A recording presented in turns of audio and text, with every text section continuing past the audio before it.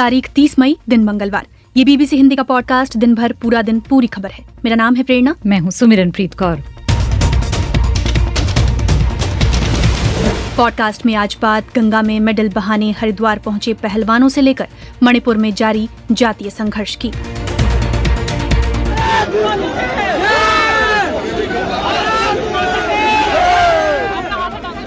अपना मेडल गंगा में प्रवाहित करने उत्तराखंड के हरिद्वार पहुंचे पहलवान, हंगामा जारी। पहलवानों के इस कदम पर भड़की विपक्षी नेता और पश्चिम बंगाल के मुख्यमंत्री ममता बनर्जी। आप जो मेडल जीता वो तो आपका परफॉर्मेंस के लिए, देश के लिए, वो मेडल आपका गौरव का बात है। तो आप मूवमेंट कीजिए, हम भी हमारा आपका साथ है, हम भी सॉलिडारिटी पूरा है। बीजेपी को पहलवानों के आंदोलन से कितना हो रहा है राजनीतिक नुकसान, करेंगे विश्लेषण। वहीं मणिपुर में नहीं थम रही हिंसा की आग, कांग्रेस ने तत्काल कार्रवाई के लिए राष्ट्रपति को सौंपा ज्ञापन। क्या है ताजा हालात और दोबारा हिंसा भड़कने के पीछे क्या रही वजह, बताएंगे बीबीसी संवाददाता दिलीप शर्मा। अमित शाह जी ने जो मणिपुर आने की घोषणा की तो उससे लगता है कि उनका ध्यान खींचने के लिए, या ये जो समस्याएं बहुत जटिल हो गई पिछले करीब एक महीने से चल रही है, तो उनको लगा कि कुछ इससे वो सरकार जो है ज्यादा हमारी तरफ ध्यान देगी। होंगी खेल की भी खबरें, लेकिन इन सबसे पहले देश और दुनिया का हाल जानिए सुमिरनप्रीत कौर से।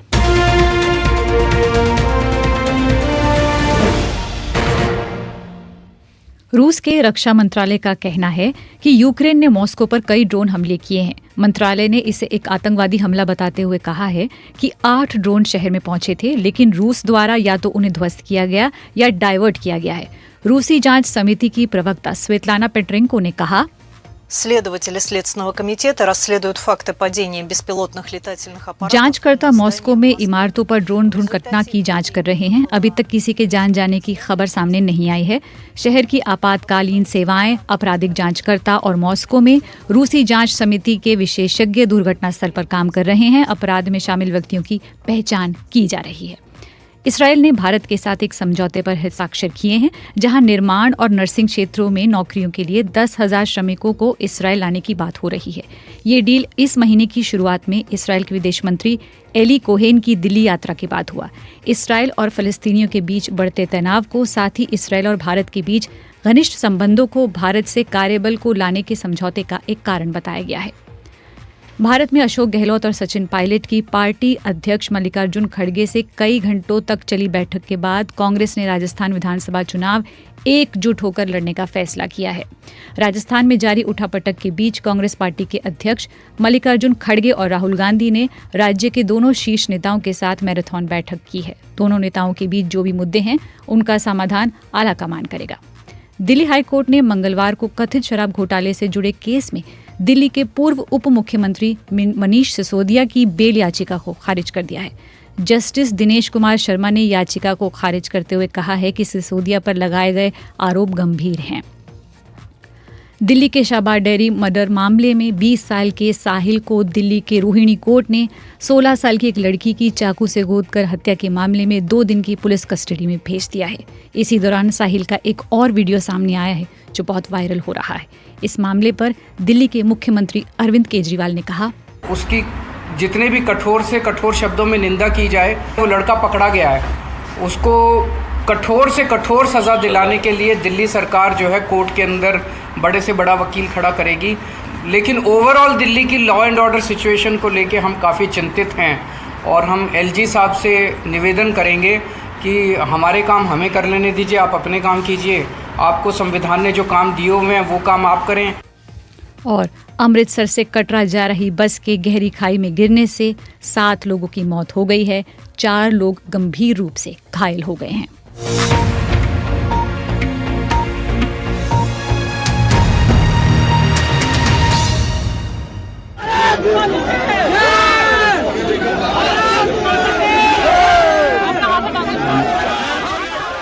भारत माता जय के जयकारे की आवाजें उत्तराखंड के हरिद्वार से आ रही हैं। उसी हरिद्वार जहां देश के कुछ नामी गिरामी पहलवान अब से थोड़ी ही देर पहले अपने मेडल गंगा में प्रवाहित करने के लिए पहुंचे थे। खबर ये आ रही है कि पहलवान अब वापस वहां से लौट रहे हैं। वजह यह है कि किसान नेता नरेश टिकैत ने उनसे बातचीत की, उनसे कहा कि वो अपने मेडल उन्हें दें, सौंपें और 5 दिन की मोहलत सरकार को दें, ताकि इस बीच सरकार जो है वो बृजभूषण शरण सिंह, जिनके खिलाफ ये पूरा प्रदर्शन खड़ा हुआ, उन्हें गिरफ्तार किया जा सके। अब ज़्यादा जानकारी के लिए ज़्यादा जानकारी के साथ हमारे साथ BBC संवाददाता दिव्या आर्या मौजूद हैं। और दिव्या से जी हम एक सवाल करना चाहेंगे। दिव्या, ये मामला चर्चा में बहुत दिनों से है, लेकिन बात यहाँ तक कैसे पहुँच गई कि आज ये मेडल को प्रवाहित करने की बात हो गई? सुमिरन, जैसा कि हम लगातार अपनी खबरों में भी बताते आए हैं, पूरा मामला यौन उत्पीड़न का है और यौन उत्पीड़न की शिकायत को पहले एक कमेटी के ज़रिए उसका निदान करने की कोशिश की गई, पर कमेटी क्योंकि किसी फैसले पर नहीं पहुंच पाई, तो फिर रेसलर्स जो हमारे पहलवान थे जो प्रदर्शन कर रहे हैं, उन्होंने पुलिस में शिकायत करने की कोशिश की। वो भी जब कारगर नहीं हुई तो वो सुप्रीम कोर्ट गए और सुप्रीम कोर्ट के नोटिस दिए जाने के बाद दिल्ली पुलिस ने ये यौन उत्पीड़न और एक मामले में एक नाबालिग पहलवान की यौन हिंसा की भी शिकायत बृजभूषण सिंह, जो इस वक्त कुश्ती महासंघ के मुखिया हैं, उनके खिलाफ दर्ज की। उसके बाद इनकी भी पूछताछ हुई और उनकी भी पूछताछ हुई, लेकिन कोई गिरफ्तारी नहीं हुई। दिल्ली पुलिस ने इस बारे में अभी जानकारी कोर्ट को नहीं दी है कि वो उनकी इन्वेस्टिगेशन कहाँ पहुँची है। अगली सुनवाई एक हफ्ते से 10 दिन के बाद होगी, तारीख तय नहीं की गई है। लेकिन इस बीच पहलवानों की मांग है कि गिरफ्तारी तुरंत होनी चाहिए, क्योंकि ये एक बहुत ताकतवर नेता हैं और इनके जोर देने की वजह से जो पीड़िताएं हैं वो अपना बयान बदल सकती हैं, कोई प्रत्यक्षदर्शी हो या कोई भी और सबूत के साथ छेड़छाड़ हो सकती है, इसलिए इनकी गिरफ्तारी ज़रूरी है। इसी मांग को वो एक अलग अलग तरीके से उठाते रहे हैं। जंतर मंतर पर तो उनका धरना चल ही रहा था। उसके बाद उन्होंने कोशिश की कि वो इंडिया गेट तक एक मार्च करें, जिस मार्च की ताज़ा जानकारी भी मैंने इस कार्यक्रम पर दी थी। उसके बाद उन्होंने जिस दिन नई संसद का उद्घाटन होना था पिछले सप्ताह, माफ़ कीजिए रविवार इसी सप्ताह, समय इतनी जल्दी बीत रहा है ऐसा लग रहा है, उस दिन उन्होंने एक मार्च का, उन्होंने कहा था कि एक महिला पंचायत वो करेंगे, मार्च करके जाएंगे और संसद के ठीक सामने बैठेंगे, जो उन्हें नहीं करने दिया गया। पुलिस ने उसकी इजाज़त नहीं दी और फिर उन्हें वहाँ से जबरन डिटेंशन में लिया गया, हिरासत में लिया गया। वहाँ से जब वो रात को छोड़े गए तो उन्हें कहा गया कि अब आप जंतर मंतर पर नहीं जा सकते, क्योंकि आपने कानून का उल्लंघन किया। और उसके बाद उन्होंने कहा वो अब एक नई रणनीति सोचेंगे कि कैसे वो अपनी इस प्रोटेस्ट को आगे लेके जाएं, और उसी रणनीति का हिस्सा था कि आज उन्होंने ये ऐलान किया कि वो अपने मेडल अब एक आखिरी कोशिश के तौर पर अपने मेडल वापस हमारे साथ मोहनलाल शर्मा भी मौजूद हैं। और मोहन जी, आप कुछ कहना चाह रहे हैं? दिव्या, आज इन्होंने एक बड़ी भावुक चिट्ठी लिखी और कहा कि हम अपने मेडल लौटाना चाहते हैं। क्या लिखा उस चिट्ठी में? ये चिट्ठी एक ही समय पर मोहनलाल जी, साक्षी मलिक, विनेश फोगाट और बजरंग पुनिया ने अपने ट्विटर हैंडल से शेयर की थी। हिंदी में लिखी गई इस चिट्ठी में उन्होंने बहुत साफ तौर पर अपनी पीड़ा जाहिर की है। उन्हीं के शब्दों में अगर मैं इसे पढ़ूं, 28 मई को जो हुआ वो आप सब ने देखा। ये उसी दिन की बात है जब उन्हें पुलिस में हिरासत में लिया गया था। पुलिस ने हम लोगों के साथ क्या व्यवहार किया, हमें कितनी बर्बरता से गिरफ्तार किया। हम शांतिपूर्ण आंदोलन कर रहे थे, हमारे आंदोलन की जगह को भी पुलिस ने तहस नहस कर हमसे छीन लिया और अगले दिन गंभीर मामलों में हमारे ऊपर ही FIR दर्ज कर दी गई। क्या महिला पहलवानों ने अपने साथ हुए यौन उत्पीड़न के लिए न्याय मांगकर कोई अपराध कर दिया है? पुलिस और तंत्र हमारे साथ अपराधियों जैसा व्यवहार कर रही है, जबकि उत्पीड़क खुली सभाओं में हमारे ऊपर फब्तियां कस रहा है। टीवी पर महिला पहलवानों को असहज कर देने वाली अपनी घटनाओं को कबूल करके उनको ठहाकों में तब्दील कर रहा है। यहाँ तक कि पॉक्सो एक्ट को बदलवाने की बात सरेआम कह रहा है। ये सब बातें साक्षी मलिक अपनी चिट्ठी में लिख रही हैं। हम महिला पहलवान अंदर से इतना ऐसा महसूस कर रहे हैं कि इस देश में हमारा कुछ बचा नहीं है। हमें वो पल याद आ रहे हैं कि जब हमने ओलंपिक वर्ल्ड चैंपियनशिप में मेडल जीते थे। अब लग रहा है कि क्यों जीते थे? क्या इसलिए जीते थे कि तंत्र हमारे साथ ऐसा घटिया व्यवहार करे, हमें घसीटे और फिर हमें ही अपराधी बना दे? कल पूरा दिन हमारी कई महिला पहलवान खेतों में छिपती फिरी हैं। तंत्र को पकड़ना उत्पीड़क को चाहिए था, लेकिन वो पीड़ित महिलाओं को उनका धरना खत्म करवाने, उन्हें तोड़ने और डराने में लगा हुआ है। दिव्या, कहें तो इसी पत्र के बाद ये बात सार्वजनिक हुई कि पहलवान जो हैं वो आज हरिद्वार जाएंगे और अपना मेडल विसर्जित करेंगे। लेकिन अब इसके बाद क्या है कि अब ताज़ा हालात ये हैं कि पहलवान वापस लौट रहे हैं। मैं एक बात कहना चाहूंगी, मुझे मालूम है चिट्ठी लंबी है और हमारे पास उतना वक्त नहीं है, लेकिन इस चिट्ठी में उन्होंने बहुत बेलगाम होकर दो लोगों की बात की। उन्होंने राष्ट्रपति मुर्मू की बात की और उन्होंने प्रधानमंत्री नरेंद्र मोदी की बात की। उन्होंने कहा कि राष्ट्रपति के पास मेडल नहीं लौटाने उन्होंने तय किए, ना प्रधानमंत्री, क्योंकि उन्हें लगा कि वो उनकी बात नहीं सुन रहे हैं। उन्होंने यहाँ तक कहा कि इस सरकार में औरतों के अधिकारों को लेकर बहुत बात कही गई है, बेटी बचाओ बेटी पढ़ाओ की बात की गई है, और उन्हें लगता है कि जैसे उनका एक इस्तेमाल किया गया है एक प्रदर्शन के तौर पे, और वो अपने मेडल्स और अपनी उपलब्धियों को प्रदर्शन के लिए इस्तेमाल नहीं होने देंगे, इसलिए वो उनको लौटाने का एक बहुत ही दुखद और पीड़ादायक फैसला ले रहे हैं। और जो तस्वीरें हम पिछले 1.5 घंटे से टीवी पर देख रहे थे उनमें भी वो रो रही थी, बहुत काफी भावुक थी। तो हम सीधा हरिद्वार का रुख कर लेते हैं, जहां पर बीबीसी संवाददाता राघवेंद्र राव इस वक्त मौजूद हैं। राघवेंद्र, आपको हमारी आवाज आ रही है? हाँ जी, मैं आपको सुन पा रहा हूँ, बताएं। अब क्या पहलवान वहां से लौट गए हैं? वहां पर क्या स्थिति है? कितने लोग समर्थन में वहां जुटे हुए थे और अभी वहां के ताजा हालात क्या हैं? देखिए, इस बात की मैं पुष्टि करने की स्थिति में नहीं हूँ कि पहलवान लौट रहे हैं, लेकिन यहाँ पिछले 1.5 घंटे से पहलवान हर की पौड़ी पे मौजूद हैं। साक्षी मलिक, विनेश फोगाट यहाँ पे बैठी हुई हैं। हमने उनकी आंखों में आंसू देखे। वो बहुत देर तक अपने मेडल्स को अपने पास लेके बैठी रही। यहाँ पे भीड़ बढ़ती ही जा रही है पिछले कुछ समय से, और अभी थोड़ी देर पहले किसान नेता नरेश टिकैत यहाँ पे पहुंचे और वो उनके साथ बैठ के उन्हें समझाने बुझाने की कोशिशें करते दिखाई दिए। और एक बात ये कही जा रही है कि ये लोग पहलवानों को ये समझाना चाह रहे हैं कि गंगा में मेडल बहाने की बजाय इन मेडलों को राष्ट्र को सौंप देना एक बेहतर विकल्प होगा। लेकिन अभी क्या होगा और ये किस बात पे मानेंगे, इस बारे में अब बहुत ज्यादा स्पष्टता नहीं है। जी, बहुत बहुत शुक्रिया राघवेंद्र जी हरिद्वार से इस कार्यक्रम में जुड़ने के लिए। हमारे साथ बहुत ये जो मसला है दरअसल ये बहुत मतलब पेचीदा भी है, और ऐसा लग रहा है कि सरकार जो है कोई कुछ कर नहीं रही है या दिखाई नहीं दे रहा है। मेडल की वापसी की घोषणा के बाद से मोहन जी कई हस्तियां जो हैं वो सामने आई और ऐसा न करने की अपील पहलवानों से कर चुकी हैं। कांग्रेस सांसद दीपेंद्र हुड्डा हैं, भारतीय यूनियन के जो नेता है राकेश टिकैत जो कि वहां पर मौजूद थे, उन्होंने भी कहा कि पहलवानों के साथ ऐसा नहीं करना चाहिए। ममता बनर्जी ने क्या बोला, ये सुन लेते हैं। जो हमारा कुश्तीगीर है वो लोगों ने उसको इतना पिटाया, इतना उसका साथ मारपीट किया कि हमारा देश का सम्मान आज मिट्टी में लुट गया। तो मैंने वो लोगों के साथ बात किया था दोपहर को, कि मैं बोला कि आप लोगों के साथ में हम लोग हैं और आपका पूरा हम सपोर्ट करेंगे। आप जो मेडल जीता वो तो आपका परफॉर्मेंस के लिए, देश के लिए, वो मेडल आपका गौरव का बात है। तो आप मूवमेंट कीजिए, हम भी हमारा आपका साथ है, हम भी सॉलिडारिटी पूरा है। हम कल हमारा यूथ मिनिस्टर को, स्पोर्ट्स मिनिस्टर को बोला है कि कल थोड़ा स्पोर्ट्स पर्सन को लेके एक रैली बनाए सॉलिडारिटी जनाने के लिए, हाजरा मोड़ से रविंद्र सरोवर तक। तो ये ममता बनर्जी की आवाज़ हम सुन रहे थे। यहाँ पर जो भारतीय क्रिकेट टीम के स्टार गेंदबाज अनिल कुंबले से लेकर बहुत सारे जो हस्तियां हैं उन्होंने कहा कि दिल्ली पुलिस का ये जो व्यवहार है वो ऐसा नहीं होना चाहिए। अनिल कुंबले ने कहा कि इस विवाद का जो संवाद के जरिए समाधान होना चाहिए। कार्यक्रम में यहीं पर हम शामिल कर रहे हैं वरिष्ठ पत्रकार विजय विद्रोही को। और विजय विद्रोही, आप भारतीय जनता पार्टी की राजनीति पर पैनी निगाह रखते हैं, थोड़ा सा समझाइए कि इतना लंबा समय हो गया और सरकार इस मामले में कुछ करती दिखाई नहीं दे रही। क्या आपको लगता है कि भारतीय जनता पार्टी के नेतृत्व वाली सरकार इस मामले को या तो उतनी गंभीरता से नहीं ले रही, और अगर ले रही है तो उसको शायद ये अंदाजा नहीं कि इसका आपको राजनीतिक नुकसान भी हो सकता है? देखिए, राजनीतिक नुकसान को मैं दूसरे उस पर रखता हूँ, पायदान पर।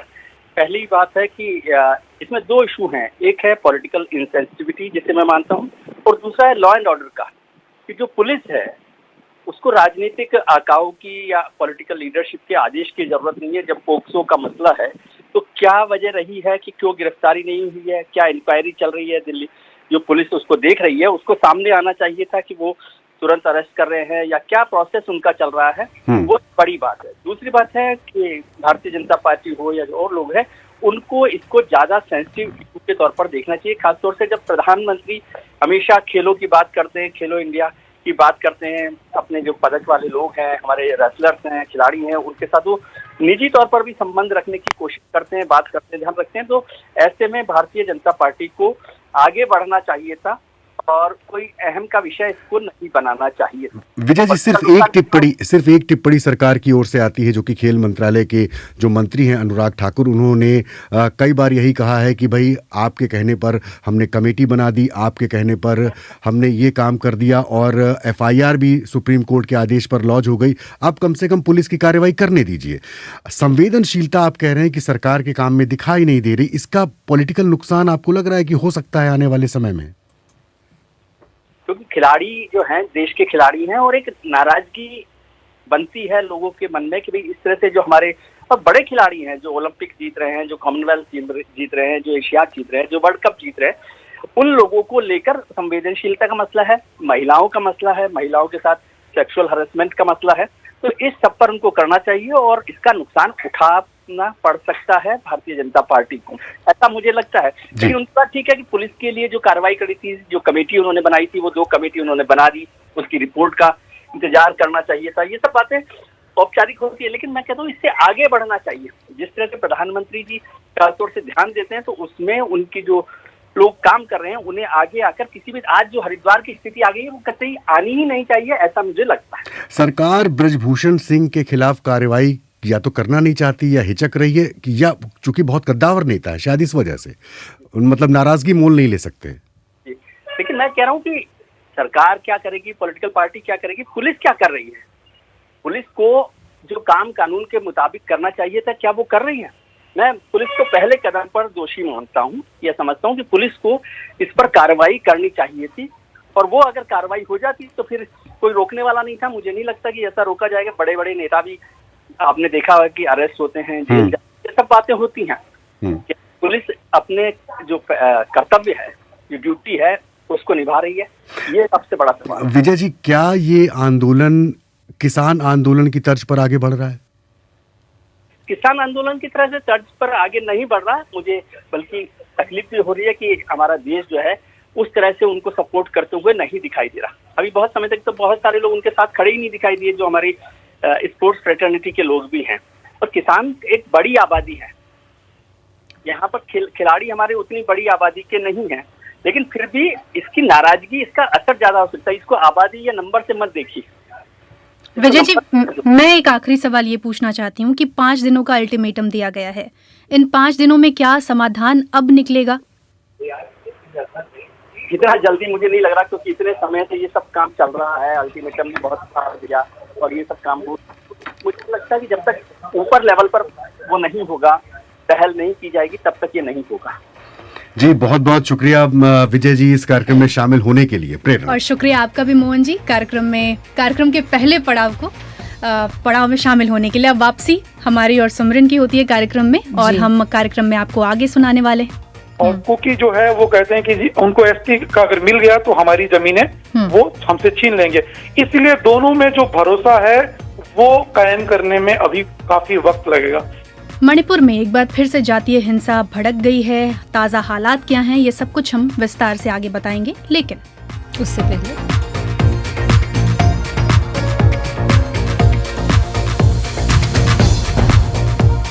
पहले श्रोताओं की कमेंट्स, टिप्पणियाँ।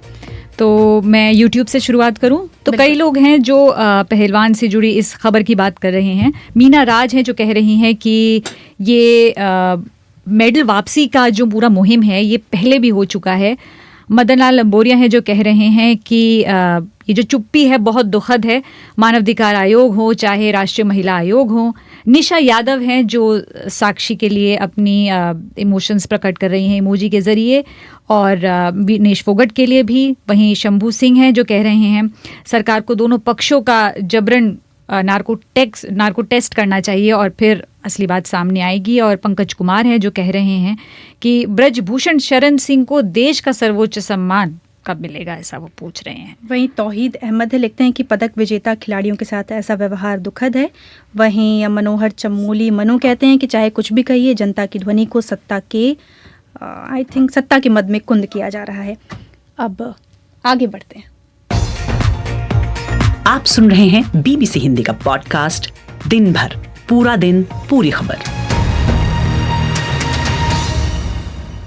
पहलवानों के इस मुहिम पर हमारी नज़र बनी हुई है, मेडल लेकर जो वहाँ हरिद्वार पहुँचे थे और अब वहाँ से वापसी की जो खबर आ रही है, तो राघवेंद्र राव बीबीसी संवाददाता वहाँ बने हुए हैं।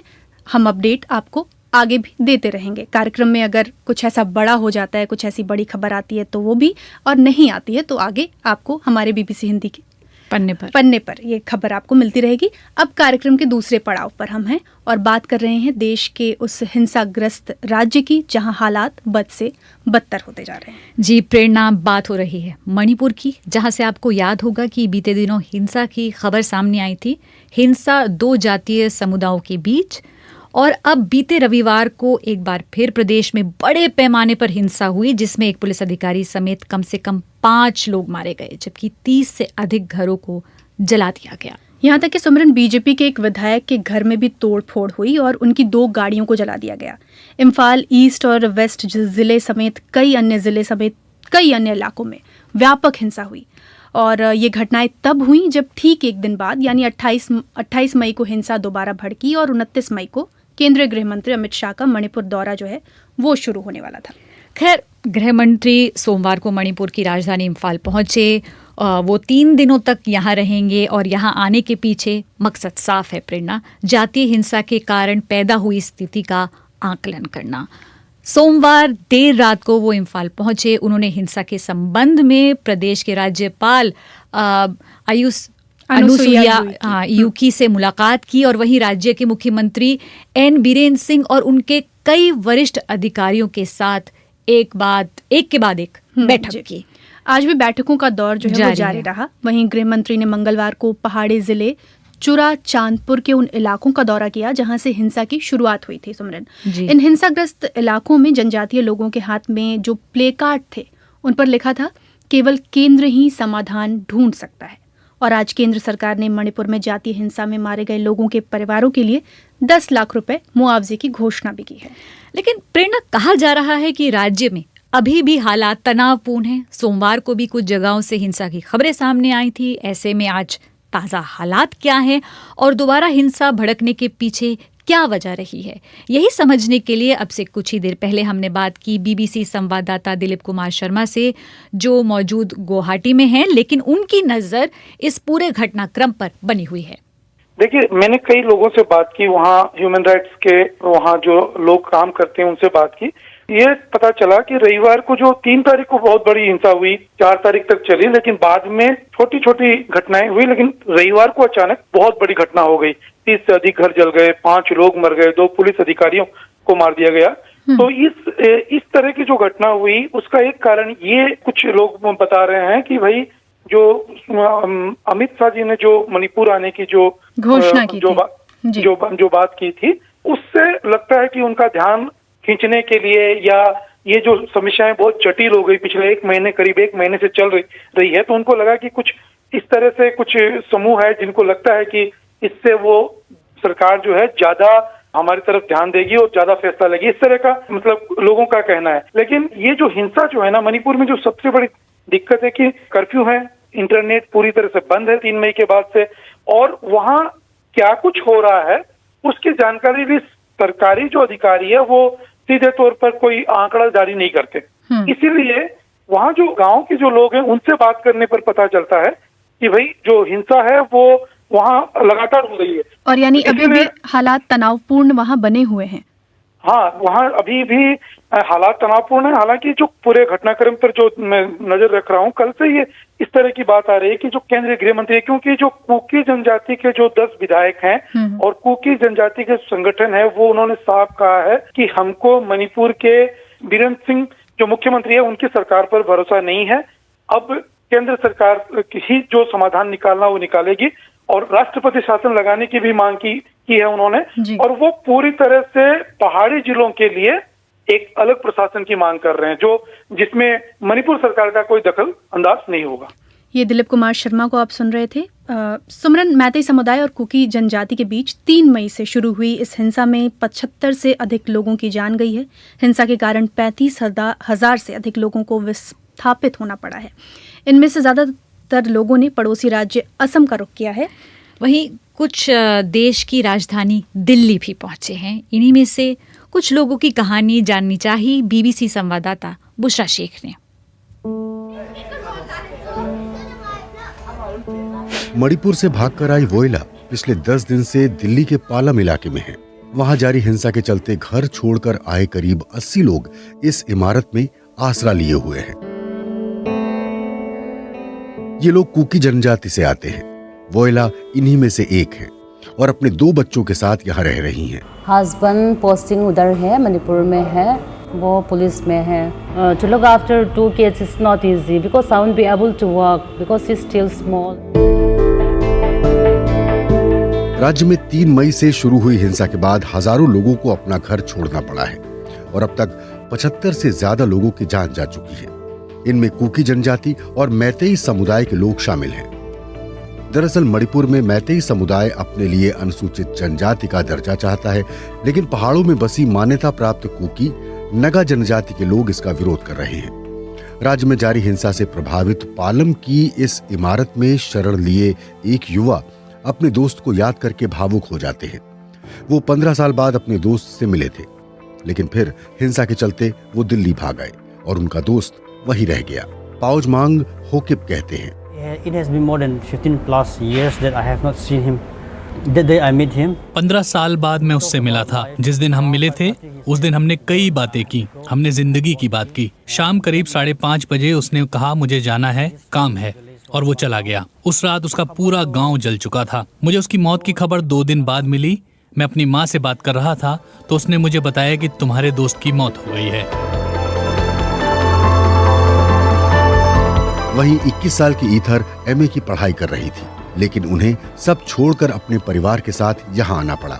वो बताती हैं कि उनके ज्यादातर दोस्त मैतेई समुदाय से हैं।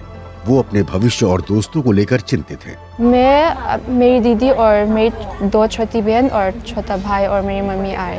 टिकट के प्राइसेस बहुत महंगे थे तो फाइनेंशियली भी सोचना पड़ रहा था कि वहाँ पे अगर रहते तो किसी न किसी दिन तो उन्हें पता चल जाएगा कि हम वहाँ पे छुपे हुए हैं। वहीं मणिपुर में जारी हिंसा के विरोध में कुकी समेत अलग अलग जनजाति की महिलाओं ने दिल्ली के जंतर मंतर पर अन्य महिलाओं के साथ प्रदर्शन किया और सरकार से इस मामले में हस्तक्षेप की मांग की है। तो प्रेरणा ये थी बुशरा शेख की रिपोर्ट मोहनलाल शर्मा की आवाज में। अब लेकिन सरकार इस मामले में, इस हिंसा के मामले में क्या कुछ कर रही है, ये सवाल अब भी बरकरार है। तो जैसा कि हमने शुरुआत में ही बताया सिमरन कि गृह मंत्री अमित शाह मणिपुर में ही मौजूद हैं, बैठकों का दौर जारी है, मुआवजे की घोषणा हो चुकी है, लेकिन इन 3 दिनों में समाधान निकलेगा या नहीं निकलेगा, ये सवाल अब भी बरकरार है।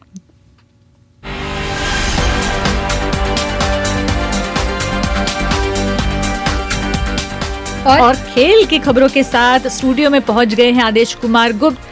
आदेश जी, प्लीज बताइए कल के मैच के बारे में। जी हाँ, सबकी तमन्ना तो यही है कि आखिरकार क्या हुआ जाना जाए। हालांकि सब जानते हैं, लेकिन फिर भी देखा जाए तो आधी रात से ज्यादा का समय हो चुका था। और लेकिन कितना दिलचस्प मैच। जी हाँ, और उसके बाद देखिए 1:30 बजे के करीब फिर पटाखे चलने भी शुरू हुए और ये थे महेंद्र सिंह धोनी की कप्तानी में खेल रही चेन्नई सुपर किंग जो कि चैंपियन बनी, उसकी खुशी में। और धोनी के चाहने वाले जिस तरह से इस बार जो IPL हुआ देश के हर हिस्सों में, क्योंकि होम अवे मैचेस खेले गए, कोविड का कोई डर था नहीं, और क्या कमाल का प्रदर्शन किया। और ये फाइनल मुकाबला देखिए ऐसा था जिसे देखने इंद्र देवता भी पहुंचे। रविवार को लगता है उनका मन नहीं भरा क्योंकि उस दिन तो देखिए कि मैच हुआ ही नहीं। और उसके बाद कल जिस तरह से गुजरात ने 4 विकेट खोकर 214 रन बनाए तो ऐसा लगा कि गुजरात की टीम इस मुकाबले को जीत जाएगी। लेकिन चेन्नई सुपर किंग्स को जब बाद में एक डकवर्थ लुईस नियम के आधार पर बदला हुआ लक्ष्य मिला, 171 रन बनाने थे उन्हें 15 ओवर में, और उन्होंने 5 विकेट खोकर बना दिया। लेकिन मैच का असली रोमांच था आखिरी ओवर में, और जो आखिरी 2 गेंदें थी तब तो आप सोचिए कि तकिए पर सर लग जाता है आधी रात को, लेकिन नींद बिल्कुल गायब थी। और रविंद्र जडेजा ने क्या कमाल का छक्का लगाया और फिर उसके बाद आखिरी गेंद पर चौका भी लगाया। हालांकि मोहित शर्मा की आखिरी गेंद फुल टॉस थी, तो अब तो ऐसा होना था। लेकिन इस पूरे टूर्नामेंट को याद रखा जाएगा शुभमन गिल के लिए, जिन्होंने 890 रन बनाए। और मोहम्मद शमी के लिए भी जिन्होंने 28 विकेट लिए। देखिए पर्पल कैप और ऑरेंज कैप तो गुजरात टाइटंस के खिलाड़ियों के हिस्से में आई, लेकिन कमाल की बात है कि कब तो चेन्नई ले उड़ी। और ये कितनी दफे कितना जी पांचवी बार चैंपियन बनी है और एक तरह से मुंबई की बराबरी कर ली है। और कुल मिलाकर ये कहा जाएगा कि पूरा पैसा वसूल मैच था। और देखिए कि इस पैसा वसूल करने के लिए 2 दिन इंतजार करना पड़ा दर्शकों को। जी शुक्रिया आदेश, बेहतरीन मैच था। शुक्रिया आदेश जी। दिन भर पूरा दिन पूरी खबर में आज इतना ही। स्टूडियो की जिम्मेदारी थी स्टूडियो इंजीनियर अजीत सारथी के हाथों। जी और जी आपसे मुलाकात होगी कल। मुझे यानी सुमिरन को और प्रेरणा को दीजिए इजाजत। नमस्कार।